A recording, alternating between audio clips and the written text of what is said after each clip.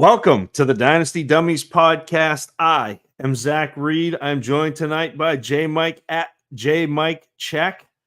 And we are now beyond the NFL draft.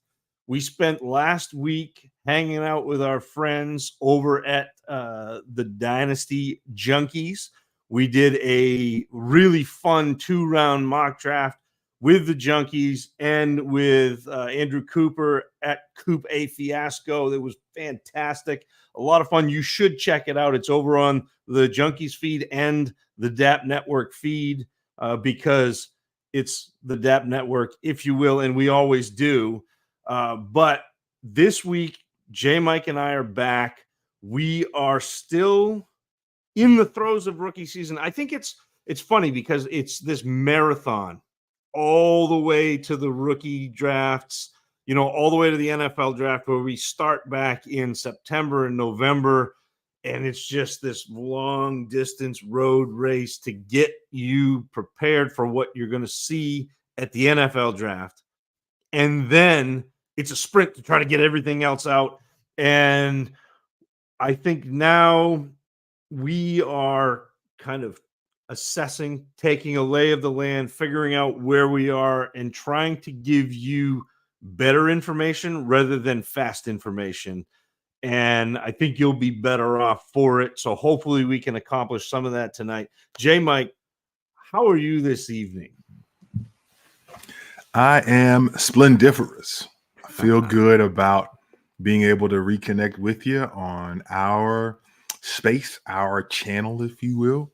Lots of fun last week with the Junkies and Coupe Fiasco, Tommy, Rocky, Andrew. And as we navigate these next steps, as we journey ahead into this transition, if you will, for rookie season and our rookie drafts, there's a lot of folks who have been waiting for this time of the year for a very long time, Zach. And now that it's here, they want to run through it as fast as they can, Zach. So as we do this and as we have a conversation tonight about process, thinking through some things, navigating our rookie drafts, our rookie auctions. I see you, John Bosch. I acknowledge you wherever you may be. This is, I think, as crucial of a time to ensure that we take a step back, don't get stuck on the tree for the forest, and that we can actually see big picture how we navigate the rookie draft and how that plays directly into our entire dynasty strategy for our teams and how we move forward to continue to accomplish our goals that we set for our teams, whether it be the rebuild that we're in, whether it be the run to a championship, whatever that looks like, to be able to help us be better at accomplishing our goals. But before we jump into all of that conversation, Zach, I think it's important to always make sure that we tap in to get your musings. What's been going on in the world of Zach Reed? What's had your attention? What do you want to share with the people?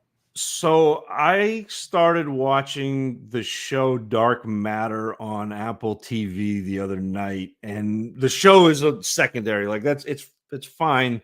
I haven't got far enough into it, other than the fact that Jimmy Simpson is in there, and I'm really excited about. Like I enjoy him, but there was a snippet about Schrodinger's cat, and for those of you who are familiar, unfamiliar, I am not a quantum physicist, so I'm gonna go real surface level, but I think that Schrodinger's cat is a thought experiment that tries to grapple with the idea of superposition in quantum mechanics, which is that a physical system can exist in multiple states of being at any time based on specific solutions to mathematical problems. So essentially, a thing can be multiple things at once until you start observing it, and then it is, whatever it is you're observing. So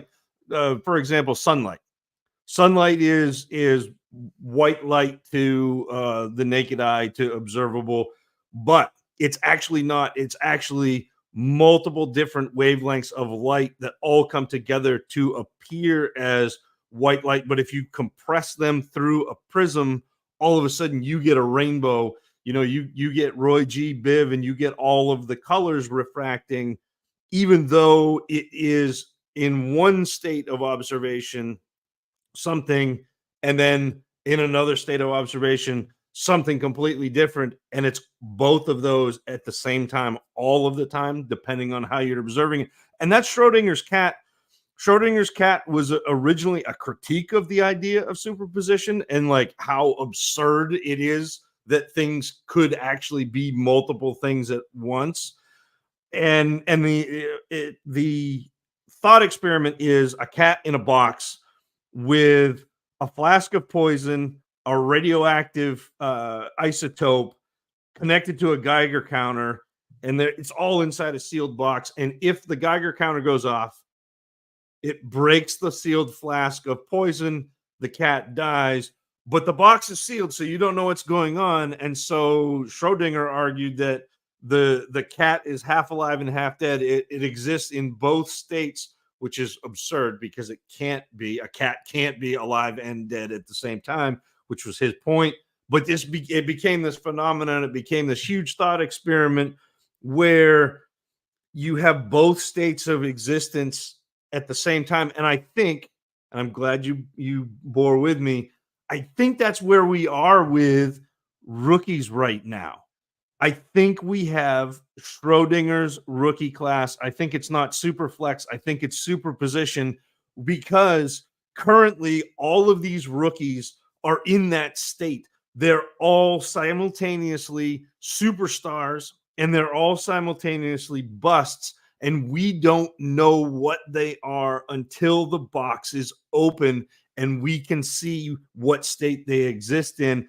And I think there is an advantage to be gained, especially with certain subsets of these rookies, because I think the dynasty community gets overconfident in what we know, which is really way less than what we pretend to know, way less than what we put out there, that facade. I think there is a lot of hubris over the idea that we know, and especially the further we get away from the top of rookie drafts, I think that there are places where there's an advantage to trading into players that we already know are living cats, if you will, guys who are already proven veterans. And I also think that there are portions of this draft where there are players that the dynasty community is already betting are flops. And we don't know that yet either. And so there are positions and places in this draft, there are players in this draft that I think can be had for less than what you will be able to get them for in a year, because there's some talented players that are getting knocked down. And Zach, that's really fascinating on a lot of levels. But if we're thinking about Schrodinger's poor old cat, PETA, please don't flag this episode. Don't we love all the animals around here. We're just simply talking through this thought exercise. I think one of the questions that we have to ask, Zach, is when we think about the cat, metaphorically speaking, on the dynasty landscape, we have to assert value not just to the players that we're looking at in our player pool that we've already seen play at the NFL level, but also for the players who are now coming in as prospects, hoping to obviously jumpstart their careers and ideally be the saviors to our dynasty teams and be all our hopes and dreams, and everyone hits their ceiling projections. How, Zach, now that I know that you've been through a couple of rookie drafts yourself, and I've walked through several as well, we've walked through a couple together, I think it's important for you to be able to lay out, and for me and for all of us to be able to determine, how do we go about assessing what cat is alive, what cat is worth the squeeze per se to be able to say, okay, I'll take the risk in opening the box, understanding that in making the draft pick, in opening the box, you're kind of sitting on the result until you figure out what something looks closer to. So as we've taken all of these things leading up to this point, Zach, there's been a lot of work that we've done. We've listened to our friends in the analytics community, our Peter Howards. Big shout to you, PA Howdy. We've talked through good folks who also do a lot of the film work that we do. And there's been so much chatter. So now we actually have to walk out what the work that we've done. So how do you go about putting it all together to determine who's worth opening the box for, or even taking the box on its own? So at least from where I'm at, so much of the reason why we do all the work that we do pre-draft is so we can have this window of advantage right now, because I don't think ADP is settled yet. We're so early in the process that, and sometimes it feels like it is because we are generally circled by other degenerates who are also drafting. Like our rookie draft that started today finished yesterday in one of our leagues where it was supposed to start today at 9 a.m. It finished yesterday around 6 or so. And so that's the type of people that we end up in leagues with. But I think that the vast majority of dynasty players aren't necessarily at that point. Yesterday, I actually was on a live stream last night with Peter Howard on the grind and had somebody apologize for their rookie draft not being until August. I'm like, no, that's fine. Like, there is no bad time to have a rookie draft. It's kind of like the old Reese's commercial. There is no wrong way to eat a Reese's. There is no bad time to have a rookie draft. Like, it's fine to have it pre-draft. It's fine to have it now. It's fine to wait. Like, there is no right way, but understand that the advantages change.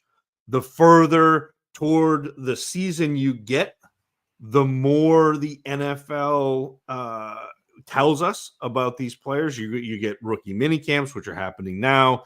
You get OTAs, you get preseason. So you get a lot more information. So ADP stabilizes quite a bit. Right now, I think that there are some really high-end players who are going in the back end of the first round and even into the second round of Superflex drafts that probably in 3 months shouldn't be going there. They'll probably move up a few spots, or maybe they won't because this class is so good. But you also have the advantage of understanding that this class is different. Just on the face of it, this is not a class that I have seen since probably 2017 with the number of players that are easily identifiable as good. And so somebody like Xavier Worthy, somebody like Brian Thomas, somebody like even Jonathan Brooks in a much maligned running back class was a player that both you and I saw as having the most ceiling, the most potential to be a true fantasy difference maker. All of a sudden gets second round capital and still isn't being pushed up into the area where he should be. And you and I had a conversation when I was on the clock the other day in one of our leagues where I was kind of back and forth whether or not I would draft Brooks. And I ultimately took Xavier Worthy because of the kind of stance that I have on Worthy, but immediately I changed my rankings and immediately I went to Twitter and said, look, I love this. I love having drafts now. I love having my feet be held to the fire because it tells you exactly what the decision you'd make. It's easy to have the hypothetical. It's easy to do rankings when nothing is on the line. Yes. But when it matters to your team, sometimes things go differently? I don't know that there's better practice than being on the clock and having to reconsider everything that you thought about a specific area of drafts. And I think that I don't want to get too far away from Schrodinger's cat for a moment, but I do want to just say briefly, I think that it's really cool. And many of you who will be drafting later in the summer will be able to reap the value of more information. You'll be able to reap the value of drafts gone bad and certain news swinging drafts and swinging how we see teams, how we see this class altogether. Because while this, as we've often ballyhooed, being a deep class, we also know that there are likely areas that people will have their guys. And that happens in classes that aren't deep. That happens in classes that are very deep, as this one is. And so now, Zach, one of the things that you alluded to was opportunities to be able to get out of the draft or get out of a space or move back and maneuvering the board a specific way. What do you see, or how do you see the value of being able to be flexible in your draft to move up, move back, or move out when necessary? How do you see that value playing a role in what you're already doing at this time?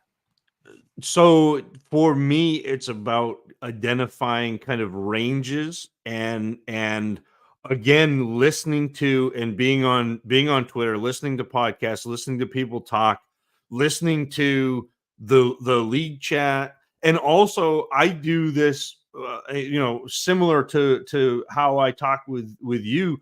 I have a kind of a cabal of people that I trust that I will DM when I'm on the clock, when they're on the clock, trying to figure out what they're thinking, how I'm thinking. And so it really, to me, there's an advantage to be gained from all of this. There's an advantage to be gained from looking at ADP. There's an advantage to be gained from listening to people.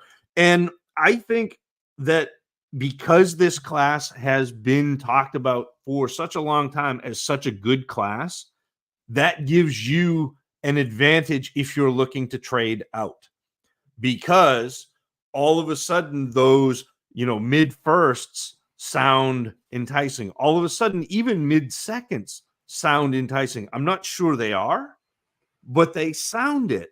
And so, you can get somebody to bite on a pick where Michael Penix is available. You can get somebody to bite on a pick where Ricky Pearsall is available. You can get somebody to bite on a pick where Xavier Legette is available, or Adonai Mitchell, or even Roman Wilson. Like, it's not just players that we don't like. It's players that we like, but man, who knows?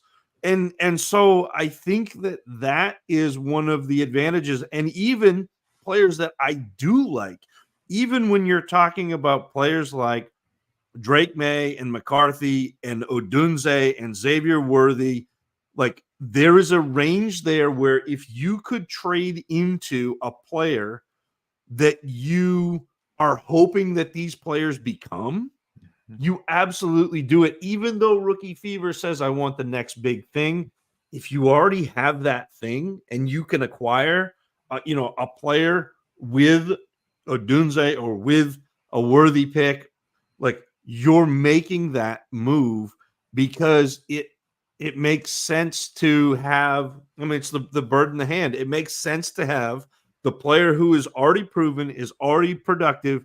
You have already looked at you're studying it's Schrodinger's cat. You already know that player did survive. The Geiger counter didn't go off.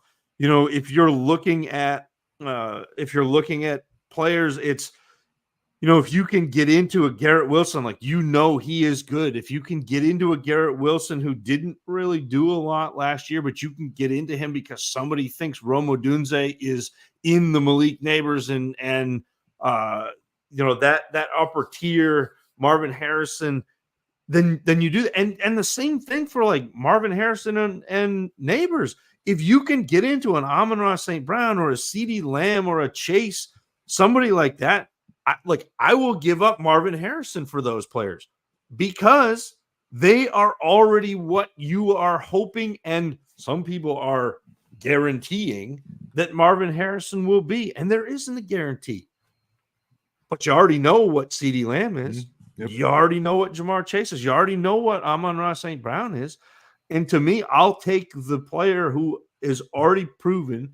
That's one of the Jacob Rickroad at Clutch Fantasy has done a lot of work in players who produce at top 12 and top 24 seasons. And Peter Howard has done some great work with it too. And the most predictive thing is having done it before. Like that's the thing that more players who are top 12 and top 24, the thing they have in common is that they've done it before. They're repeating.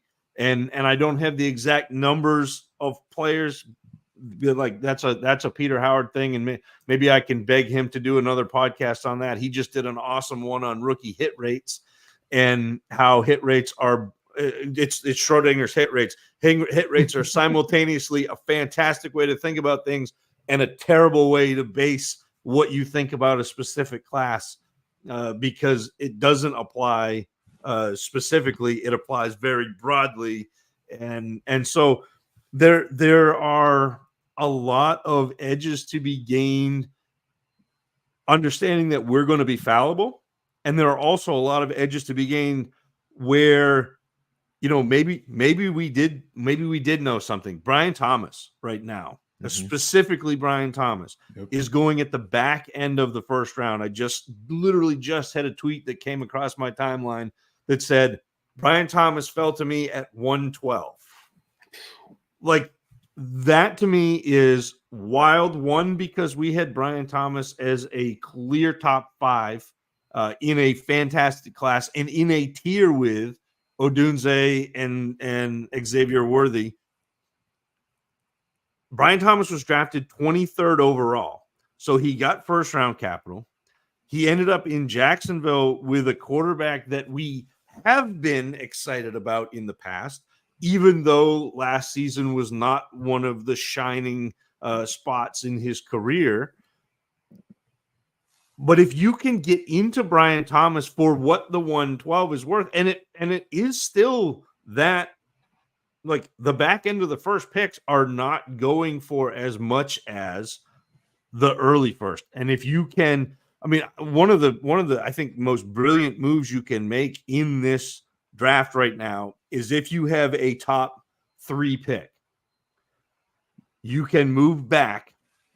And I would say you can move back if you're 1 or 2, you can move back to 3 without even batting an eye. Yep. But you can move back to 4 and 5 and still be really happy with the players you get there.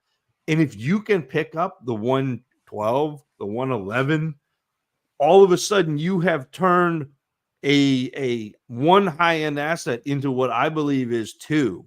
Yeah.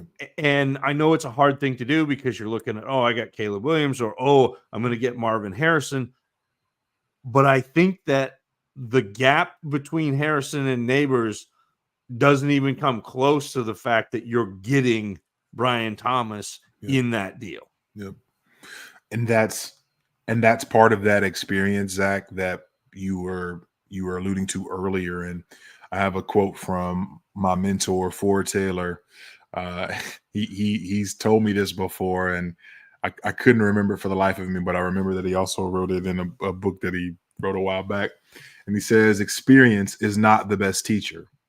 The consequence from experience is the best teacher. I love no that. Consequence, no lesson.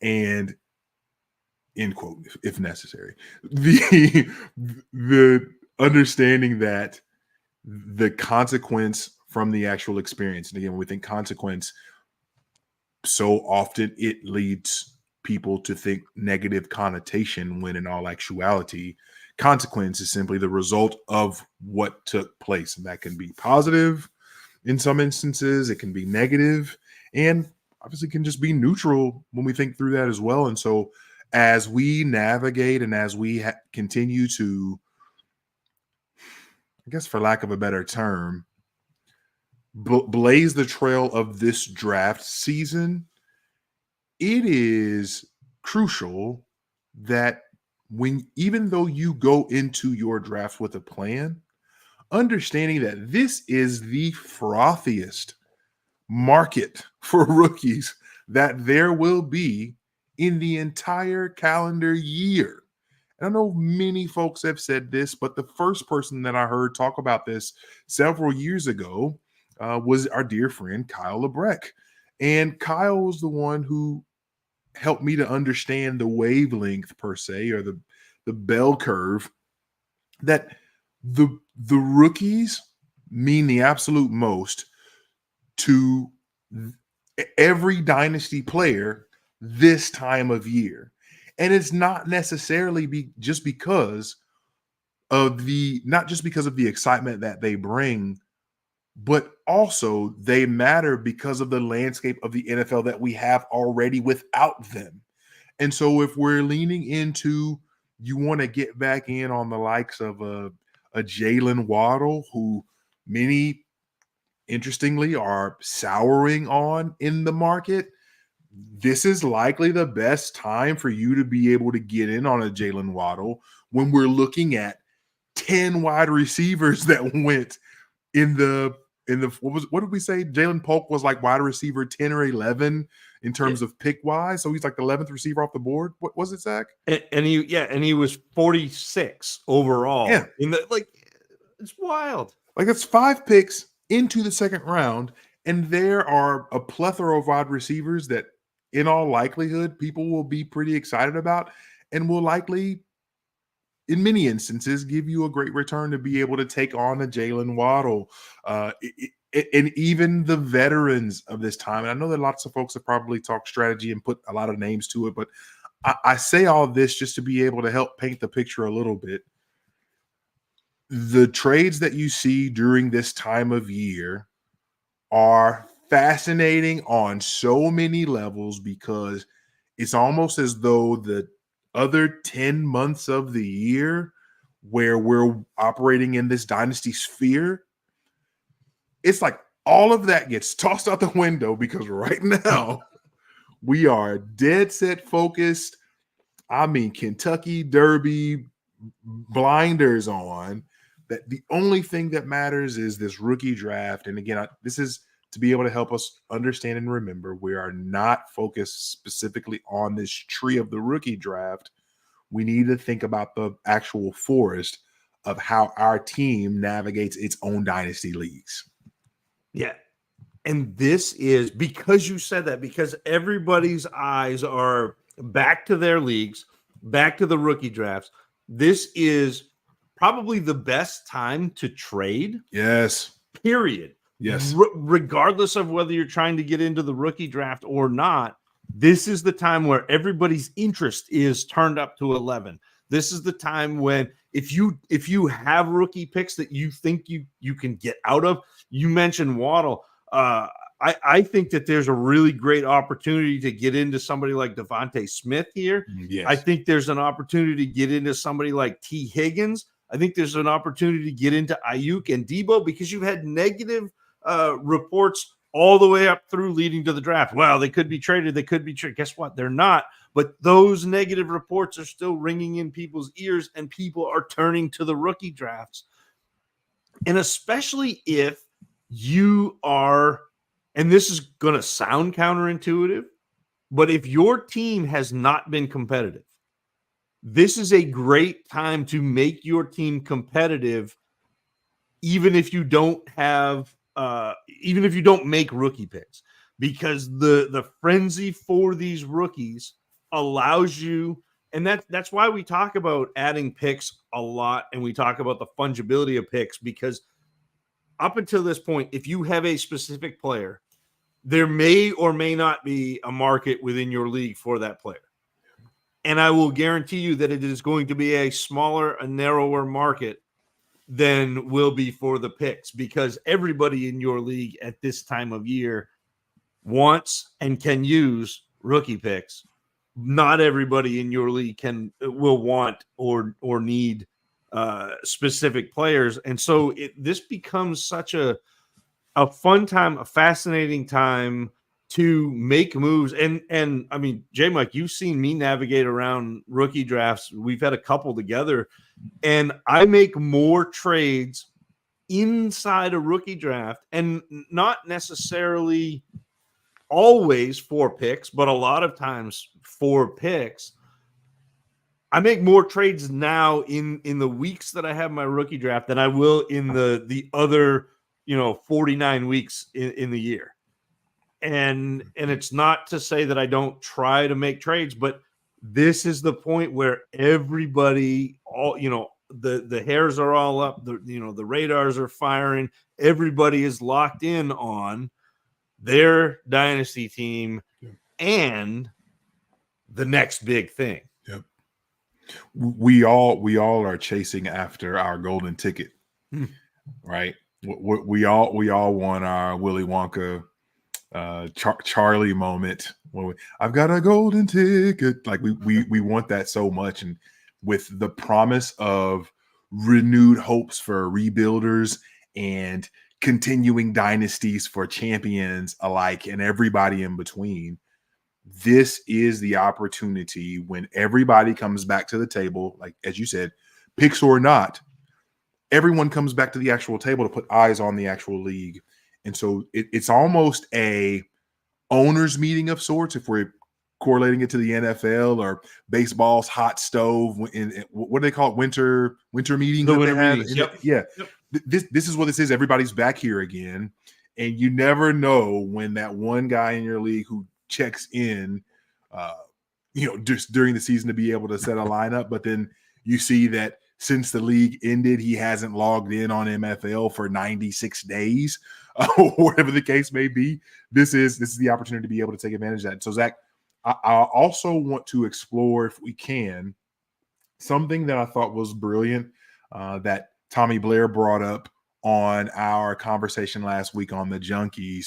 And as I was going back through and looking at my own drafts and really executing one of the things that he talked a lot about, obviously when the draft is coming to a close. So we've talked a lot about, obviously, these early values. We've talked about navigating within the actual draft. But as the draft is coming to a close, I think there's 2 things that I think we really need to make sure that we hit on. One being Zach Reed rule 2.1, because we have the Zach Reed rule of the 20 receptions for running backs, in terms of ideally it leading to them having success at the next level.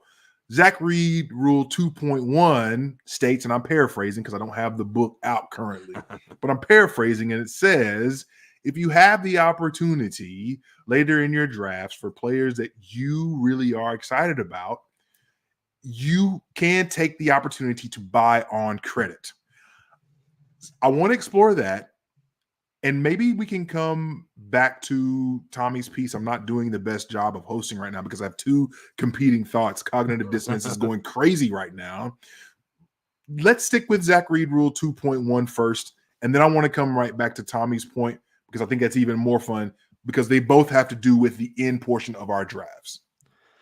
Yeah, so I like to, and I don't always have late round picks. In our specific league that we just finished up, the 12 Olympians, I had a bunch of later round picks because I moved some pieces at the end of the season, trying to set myself back up to rebuild, because I knew that I wasn't going to be able to compete with your team and Russ's team in this specific league as currently constituted. So I moved a couple of tight ends. I moved quarterbacks. I got multiple picks in this class. I got multiple picks in the next draft. And in doing that, I ended up with a lot more firepower in the back end of drafts than I normally do. But I still did this. I still did the buy on credit. And so, if I'm at a point where all of a sudden I think I need to go get, like, let's just say hypothetically, JMic, if I see you back in behind me and I'm like, I need to get Eric All because it's a tight end premium league.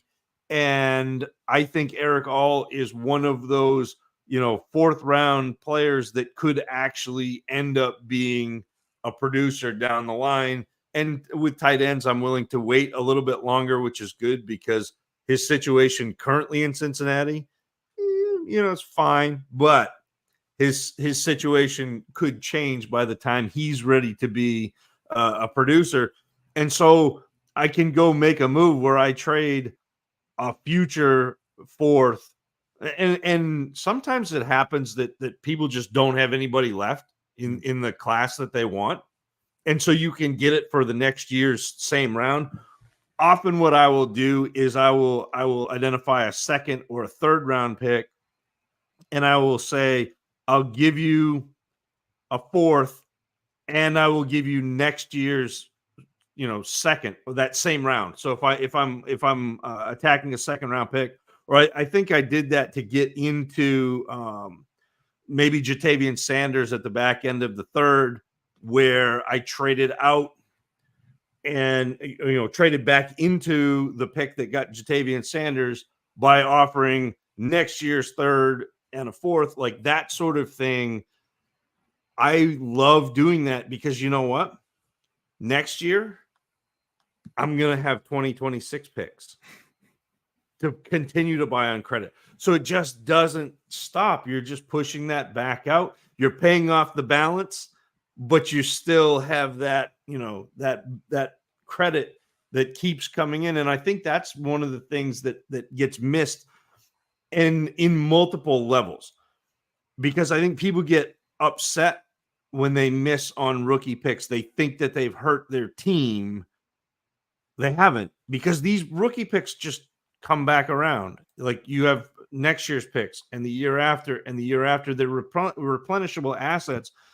You haven't helped your team, which stinks. And if you stay stagnant and everybody else moves, like, you're still at that level, but you didn't actually hurt yourself. And so we get in this idea of, either making a pick and missing is a negative. I'd rather make, a bunch of picks in the hopes that it's Puka Nacua, or, Puka is a bad example because he had the best rookie season in the history of the world. But, like, I would rather have, 2 seasons of Darnell Mooney from a fourth round pick than, not have that, not have taken that shot. Because missing on that doesn't really matter. The fourth round pick, it's not affecting me at all. I get another one next year and I get another one the year after that. But if I run into a player that ends up being on my roster that produces, which happens reasonably often, more than you would think it would, that's a win. The pursuit there at the end of drafts, especially, as you said, Zach, the psychology behind the fact that there are going to be some people who are tapped out on people that they want to shoot their shots on. And for some of us who maybe are doing different work than others, or in some instances more in depth, or getting more eyes or more information on more players, there will likely be opportunities in every draft that you're in. If you have players late that you are excited about, there will be opportunities to be able to buy on credit. And so it's imperative for me, as a child of the Madden franchise, franchise mode, it is imperative for me to be able to be excited about the picks that I'm making. And in so many of my leagues, I'm compiling picks in several classes, as Zach often refers to, like, hey, think early. Where do I want to actually land and be a part of a rookie class? we'll see about 2025 because I don't want to say too much. I'm kind of leaning a specific way as to how I feel about stacking or not stacking picks in that class. But I love making picks.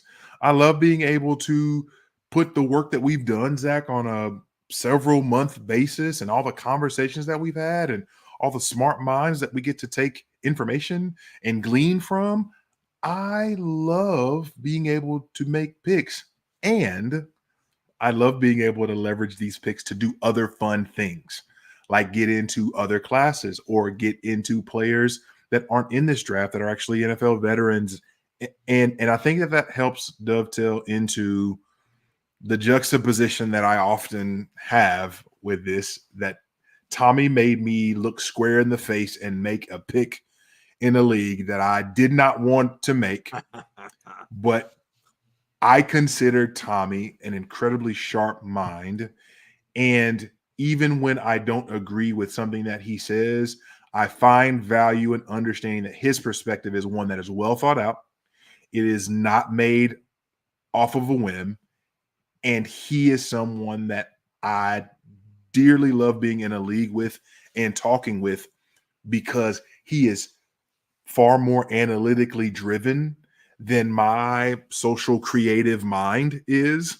We're very different in that aspect, but we share a lot of common goals as to things we enjoy, why we want to navigate it. We've had some awesome discussions. So that brings me to finally talking through Tommy's comments on Junkies last week. And if you haven't checked out the episode, the mock draft that we were able to partake in with those guys, please do. It's on the Dynasty Junkies channel. You can see it on YouTube. It's on the DAP network. It's you'll be able to find it. And it was a great conversation, great time, lots of laughs, all of that. Tommy posits the idea that, and I don't remember all of the details behind it. So Zach, I know that you likely caught more of that and understand the concept better than I.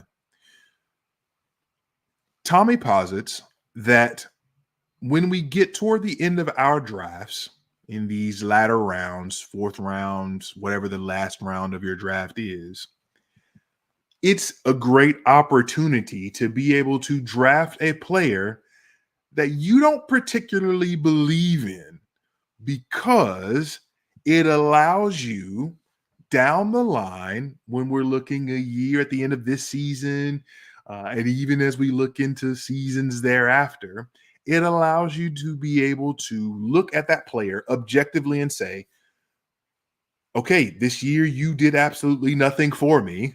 I can more easily cut bait with you if and send you out to the free agent status or trade you off for a future pick, whatever it is.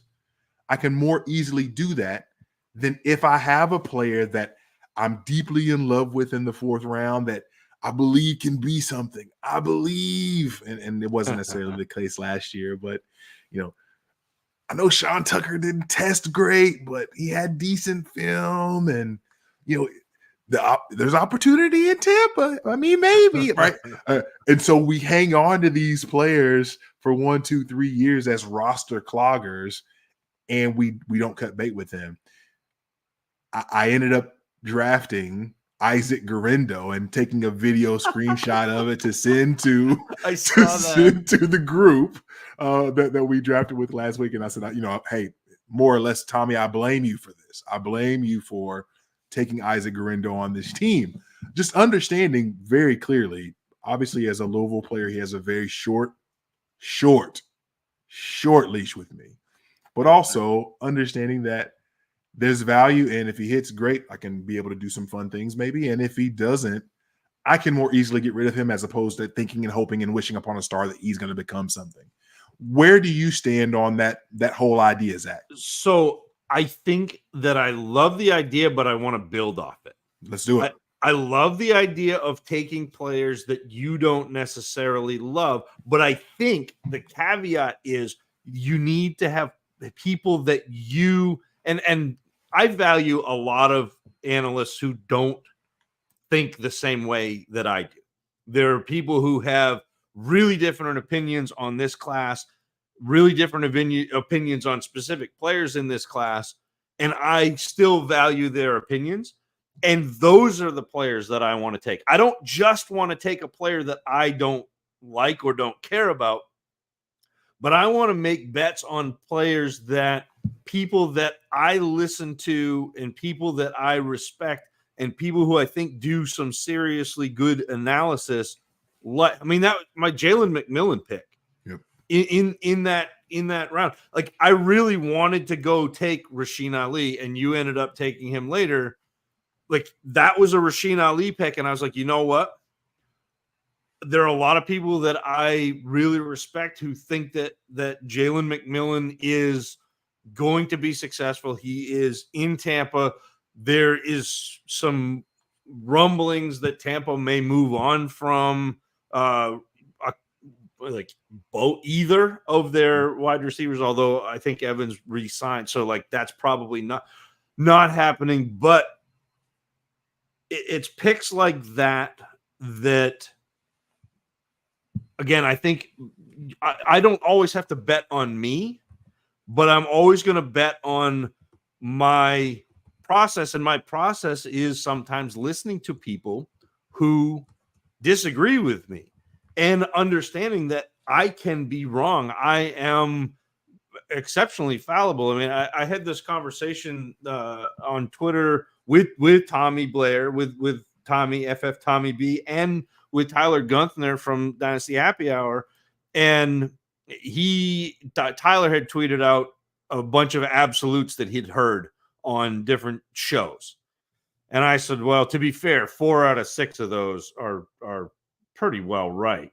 And he laughed and he's like, yeah, but you don't actually think that. And I said, no, I don't think that I actually know, but like from my evaluation, this is what I see, but I'm more than willing to be wrong. And I think that if you stack Tommy's advice of, you don't want roster cloggers, you don't want back end players that you can't get out of, but don't just throw those picks at anybody. Use those picks on players from analysts that you respect, even though their opinion is different than yours. And I'll be a lot happier with that. So I think it's a great strategy, but also you can make it a better strategy. I mean, I ended up in a couple times with the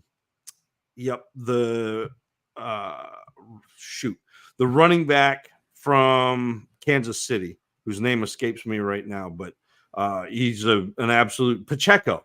So like, I ended up in Pacheco, even though like I watched Pacheco and he was fine, like violent runner, but oftentimes eschew running backs that run to contact. Mm-hmm. But JJ Zacharyson, who does comes at things completely differently than I do from a really analytical point of view, and Peter, both had Pacheco kind of pop. And so I'm like, you know what? I'll take Pacheco at the back end, and that's fine. And he's been fantastic.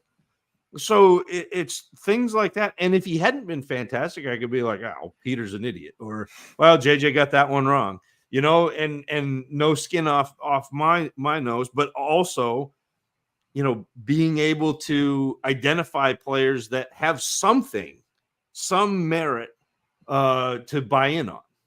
But that's the balance, I think, Zach, that we hope to strike, and we hope to continue to encourage folks that support us, folks that listen, and even us.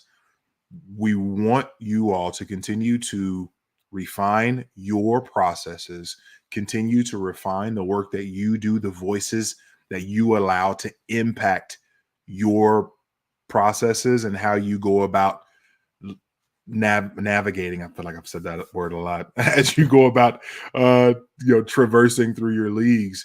Zach, I have often been one who will sabotage my own picks in drafts because I often think the work that I've done isn't as good as, or isn't as proficient as, or isn't as highly sought after as X, Y, and Z analyst with the work that other folks do.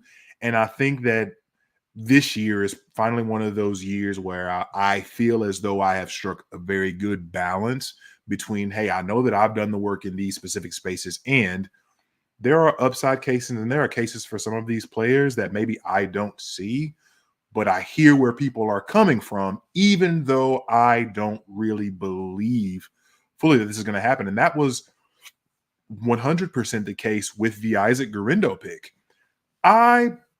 We talked extensively about it. And for those who took part in the Hootenanny, forgot which part of the Hootenanny it was, several weeks in likely, y'all heard our thoughts on Isaac Garindo. Zach and I did not have a high film grade on him. And when I say high, I mean it was quite bad. He was running back 19 out of 19, I think. I mean, he's cellar dwelling for us when it comes to the running back film grades. That said, there were plenty of smart people and sharp people who thought if Isaac Garindo gets put in the right space, what he does for an offense can lead to fantasy goodness. And I have a hard time seeing him getting to that space. That said, he lands in San Francisco, right? He lands with Shanahan, who we know can make gold out of the stinkiest of turds. This is routinely what he does. And so while Tyrion Davis-Price didn't really amount to much, we've seen Jordan Mason have success. We've seen Elijah Mitchell have success. And this is even before all of them. When you think through the Shanahan line, we watched a bunch of no-name guys in Denver continue to become household names between Olandis Gary, Travis Henry. I remember him playing out of Tennessee. Like, just plenty of players who have that opportunity. And so while I don't want it to ever get it twisted. Not an Isaac Garindo supporter, and understanding that other people have different opinions about him, and if it does hit, it could go boom, or it could be just something that adds value to my team. I wanted to be in on that in at least one place. And so as you all refine processes, as you're looking at what you're doing, going through your leagues, making your teams better, trying to help reach the goals that you've set for yourself, continue to be thoughtful about the voices that you let in. And if you've put in the work to be able to listen, to be able to watch, to be able to consume, break down numbers, analytics, whatever the case may be, lean into the work that you've done. Be okay with that. You are enough. You are enough. You don't have to be anybody else. You've got this. If you've done the work, you're enough.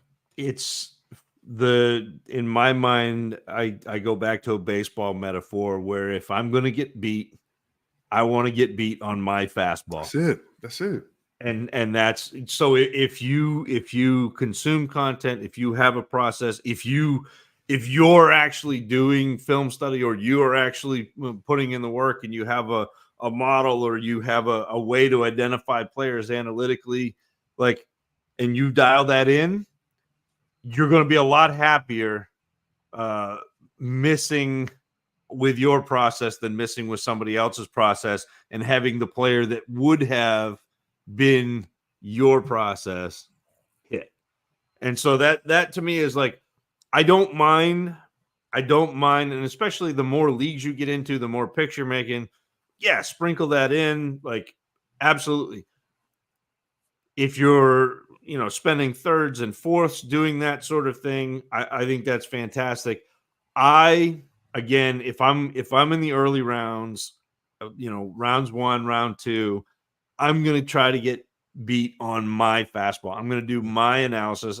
And Tommy and I have talked about this, and I gave him my actual draft hit rates, and I'll stand with those. Like, I feel like I'm doing okay. Again, it's not that I'm any better than anybody else, but I've been very successful refining my process, and also been lucky, which you need to have a little bit of both. So again, I think it's a great idea. I think it's great to add to your process, specifically if you are attacking players that other analysts that you appreciate are in on. I think, man, it's hard for me to say that's a bad play because you're hedging on your own potential for failure. You're leaning into other people's potential for success, and you're also giving yourself an out if that's a failure, which I think that's an underappreciated piece. Is sometimes that roster spot carries more value than the player in it. Mm-hmm. And if you're able to cut the player in it, if you're able to use that roster spot, you're going to be better off. Well said. Very well said. Zach, as we round out this conversation, I'd love to be able to hear from you and have you share with the folks in the drafts that you've done to this point, in the process as you've walked through this draft season. What have you learned? What have you learned either about you, your process? What have you learned about this class? What have you learned? I'll leave the door wide open for you to be able to take it wherever you like.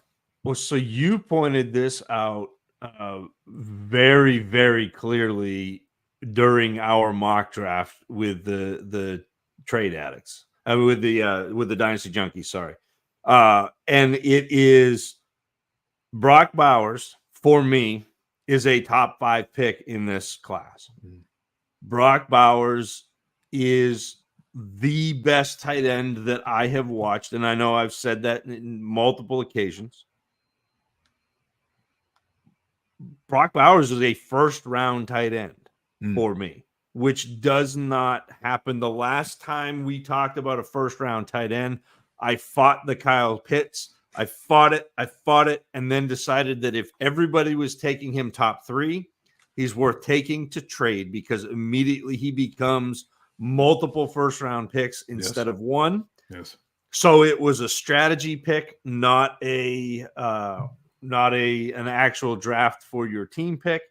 Even back to and this was the tight end class where you had Njoku and you had Evan Ingram and his name escapes me. Tampa Bay. Anyway. OJ Howard. Yeah, OJ Howard. So that like you had those 3 tight ends, and that was like the class. You'll never be able to get in on them any cheaper than you can right now. And I fought that fight then and said, no, this is not a good idea. Like we are really bad at identifying good tight ends. We're good at identifying great tight ends. So like, and this was the Peter Howard hit rate thing. Like if a tight end goes in the top 12, it has been 100% hit rate that they are returning value. Yeah. It just tight ends don't go that high. I know Bowers went 13. Man, he looks so good. That's one. I think the other one that I'm seeing a lot is those running backs, the Brooks, the Benson, that area. I think they're a little undervalued because this class has been poo-pooed so long. Yes. It doesn't matter that they are not elite. They are good. And good is enough if you're getting volume, which they have potential to do. I think probably to start off, Brooks gets volume when he's healthy. I don't see Chuba Hubbard necessarily holding him off as a runner. I think Chuba does some things on the outside and in space that Brooks doesn't do. But, man, as a runner, and Brooks can be a pass catcher. So, like, I think the volume is potentially there for him. And then Trey Benson, I understand that he's in a backfield with James Conner. Like, but, oh, man, there is some talent there. There is some dynamism there. And so that, to me, I think the running backs are being undervalued. And for me, the revelation that I can be convinced that there is a first round tight end, that sort of thing exists. It's kind of the lost city of gold for me. You know, it had always been a legend. I didn't really believe in it, but all of a sudden I'm seeing Brock Bowers with my own eyes, and here I am. I love the introspection, Zach, and even when you think back to the class of T.J. Hawkinson and Noah Fant, I know that you had kind of flirted at that point. And then you ultimately landed not first round, not first round rookie pick worthy, even with their hype. And it's so often for me that the tight end that I like in the class, and again, I don't mean to sound like I'm tooting my own horn, but like Laporta was not the tight end 1 in the class last year, but he was my tight end 1. Andrews was my tight end 1 in his class. And shout out to Kyle again. We've mentioned Kyle Lebrecka twice on this podcast, but with the Kittle, like he and his cheat sheet, his model, like identified Kittle as being the guy you wanted in that class. He wasn't even a thought in most drafts. And so the idea that we understand how to evaluate tight ends, I think, is completely wrong. And oftentimes the tight ends that are at the top of a class aren't necessarily the tight ends that I'm looking at. I mean, Trey McBride, obviously he was the top of that class and was the player that I liked. But it's not always the case. I mean, the Andrews class, everybody was on Gesicki. Like that Gesicki is so athletic, but watching him and watching Andrews, I'm like, no, like Andrews to me is easily identifiable, and I would rather take the shots on the tight ends that I think do what will eventually score fantasy points later than take the guy that everybody loves that I don't quite see it with, and you have to pay up. So it's a double negative where like I'm having to pay up and I'm having to take somebody else's word for it. But feels bad. Bad. I will end with this. A few things as far as observations go regarding these drafts so far in this draft class. I wasn't prepared for the Ladd McConkey hype train to steam as hot as it has since the Senior Bowl. A lot of good happened at the Senior Bowl, and people were like, "Hey, we might be looking at Cooper Kupp," and I was, we had our laughs with that.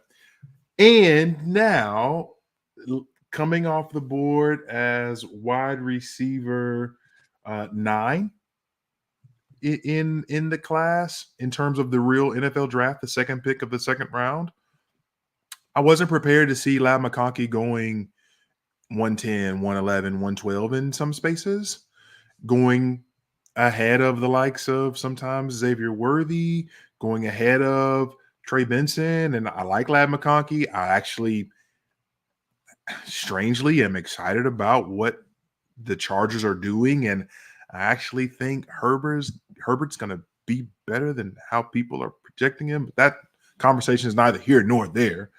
I just wasn't prepared for that. I wasn't prepared for McConkey to be like the guy with his landing spot and with who he had become, to be someone that people were he's going routinely. He's going ahead of Ricky Pearsall, who again, San Francisco first round. He's going ahead of Xavier Legette, way ahead of Xavier Legette, first round.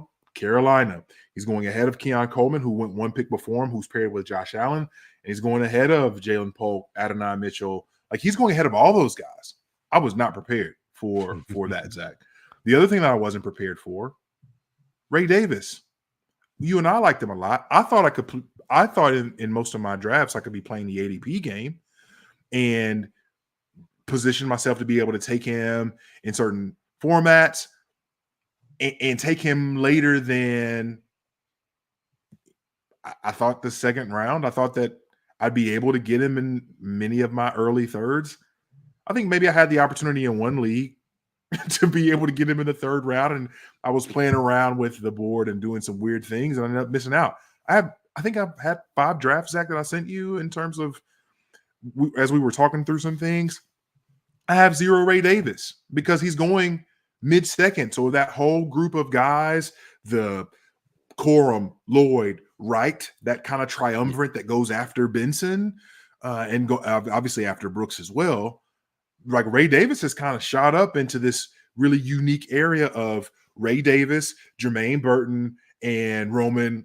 Roman Wilson kind of falls too. But those 2 guys are both going, Jermaine Burton and Ray Davis, guys that I really liked on film. And I know that obviously Ray Davis was someone that you also liked, and you also saw the sparks from Burton, even though we talked about not the consistency. He's like, those guys are going way sooner. And I also wasn't prepared for that either. So I find it fascinating.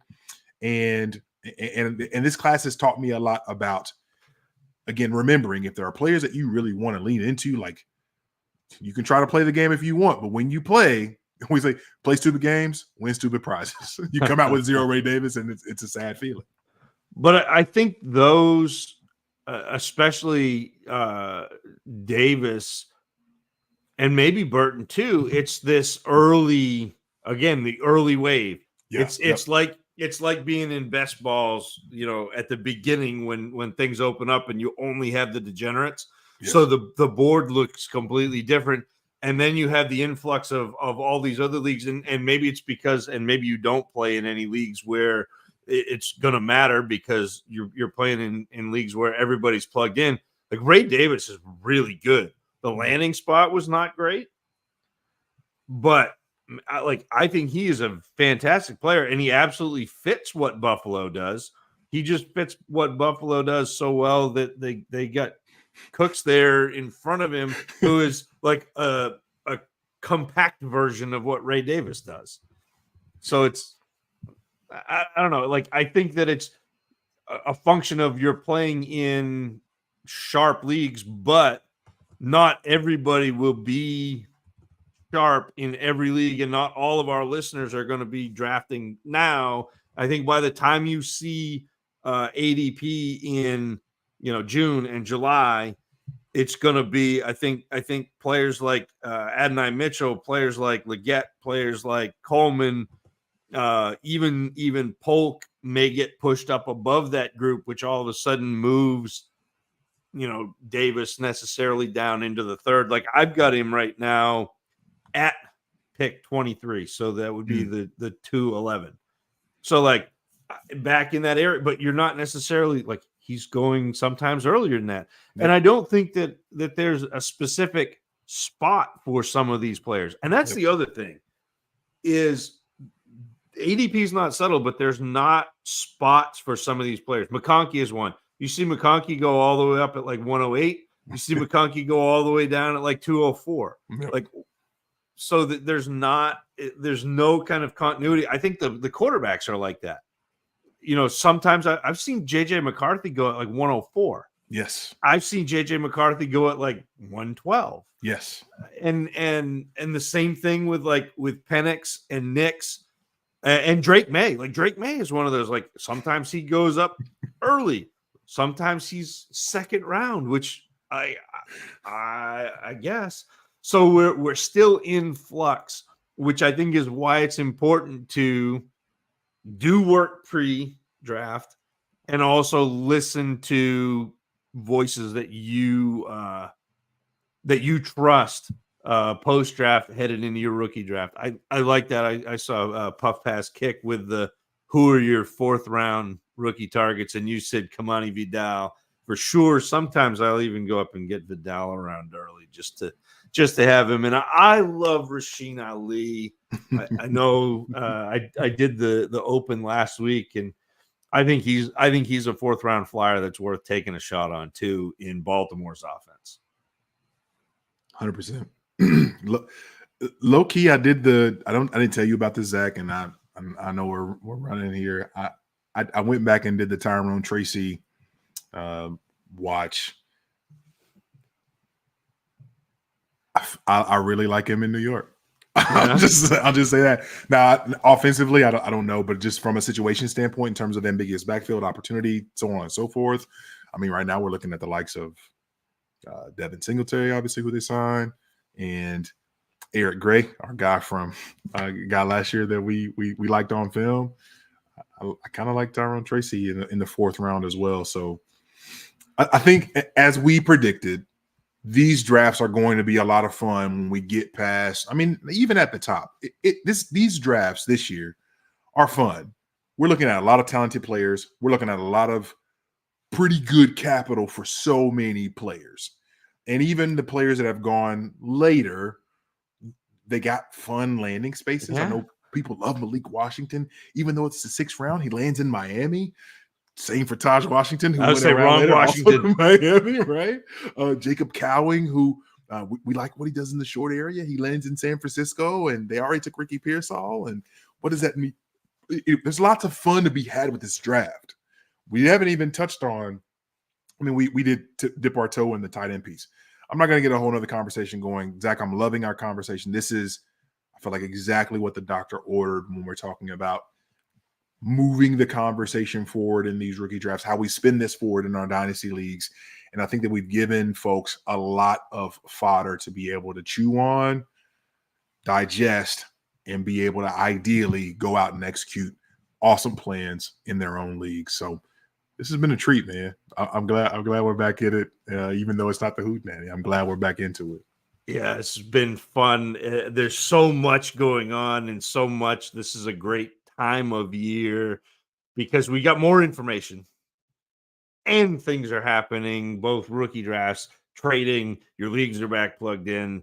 It's fun. I hope that we can come back next week and run it back and have some more of these conversations, because I think there's so much left on the bone, both in rookie drafts and then what happens after your rookie draft. So this has been so much fun. I appreciate everybody who has rolled with us in the chat, everybody who has taken the time to check us out on YouTube or over on Twitter.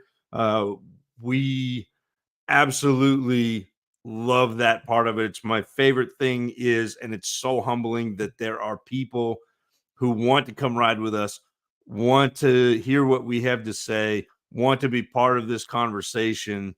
And it just it floors me to no end. I absolutely love it. And hopefully we see you back next week. If you're on the podcast side of things, we absolutely adore you too. We do. This community that we've built specifically here. I love the Dynasty community, but the Dynasty Dummy community, man, there is not anything much better than what we got going. So appreciate you listening. JMic is at JMic Check on Twitter. I am at Tacit Assassin 13 on Twitter. The show is at Dynasty Dummies. We really appreciate you listening. This has been the Dynasty Dummies. Peace. Yes, I do that live every time. In living color.